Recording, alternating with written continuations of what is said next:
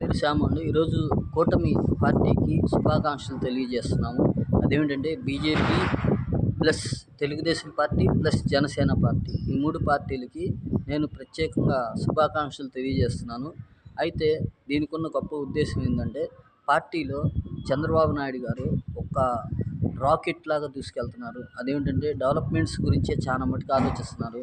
అయితే మనం కూడా చాలా జాగ్రత్తగా ఉండాలి. చాలా జాగ్రత్తగా చెయ్యాలి. చాలా జాగ్రత్తగా చదువుకోవాలి అని ఒక అంటే యువతలో ఉత్సాహం ఉండాలి.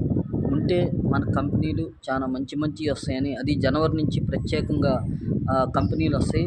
మళ్ళా వచ్చే దసరా నాటికి కంపెనీలు ఏర్పడతాయి. సంక్రాంతి నాటికి కళకళలాడతాయి. అది వచ్చే సంక్రాంతికి అని నేను చెబుతున్నాను. వచ్చే జనవరి అంటే రేపు వచ్చే జనవరిలో కంపెనీలు రావటానికి అవకాశాలున్నాయి.